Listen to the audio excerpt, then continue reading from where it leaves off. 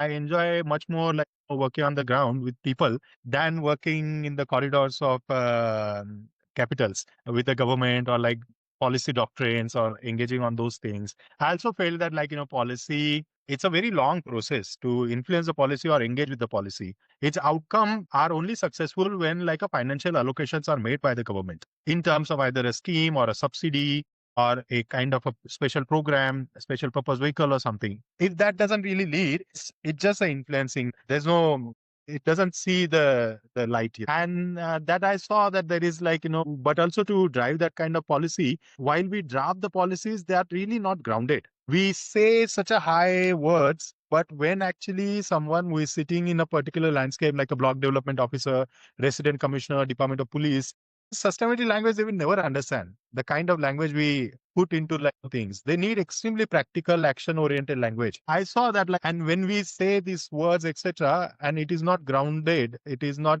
reflecting the ground reality, we are not going to get the results. We'll be again going back and forth to the same thing, same notions, and then we wonder like why it is not working. Of course it is not going to work. It has not been really like lensed through the reality on the ground or its feasibility on the ground. And that was like a thing. And I took a break from AC mode in 2019. Just abruptly, I just decided that I wanted to quit because I think I felt saturated and I wasn't able to use the same energy. Once you reach to a particular point in an organization, organizations have their own processes, right? So you can reach up to 80% of the success, but the last 20% is extremely challenging. It commands quite a lot of sanctions from the larger management, given the nature of that thing. And I felt like, innovation was actually trifled and we were not moving fast. Also from my position, because I go to the ground, I speak with people and like how communities actually suffer. I still remember that one instant. I was in a border town in Nepal, and a person's son was picked up by a leopard from agriculture field. And he, in that conference call, he was crying. His son died, and it just felt very like I was like taken aback with that. I just felt very like what the hell is going on? Like, how can we not be like, sure like somebody lost their child to wildlife? And these problems were like, when you bring them on the front, they become part of the numbers in the report. But there was such a human story behind it, and it affected me a lot. I still remember speaking with BMS Rathore, who had been my mentor during that time, that sir, like, how do we exactly handle something like that? And I remember he like calming me down and things like that, write down and things. And then I decided that, okay, I want to take a break and see what I want to do next. So I took a break for a year.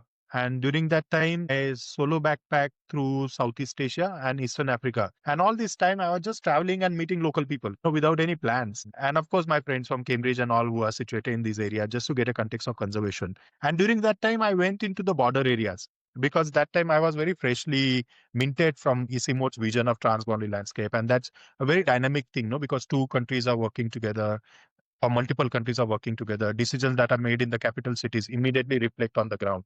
So I travel around these all areas where usual tourists don't go. And in that area, I was speaking with indigenous people, local communities, and I saw that what experience I had of working in Nepal, India, Tibet, and China was exactly the same replica elsewhere also. Biodiversity and people were like, part of the same coin. We were just unnecessary getting into a dialogue, pitting them against each other, which was not really a necessary. And I saw that this is that the problem across the aisle. I went to Eastern Africa, I went to Southeast Asia, covered like nearly 13 countries altogether. And the problems were all the same. So I thought like, okay, fine. If you want to really change, grassroots actor needs support. How do we exactly provide them the support? What kind of support do they need? Before even coming at or arriving at the support, we first need to understand their situation, what exactly is happening. And that was quite a time to immerse myself into like feeling the pulse of landscape and their people, the challenges that were at.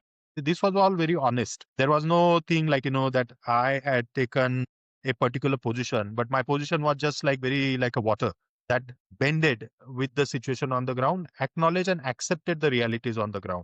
Once you acknowledge and accept that as a basic starting assumption, I think from that point onwards, actual work starts because you have disseminated all the negative connotations, like, the pressure cooker has already whistled. All the negative thing people have already put on the table. And from that point onward, things calm down. And then you can get into a dialogue as to, okay, fine, this is the things, this is the situation, but we are into it. How do we go forward? And from that conversations, actually solutions starts to come on the surface. So that had been the personal journey.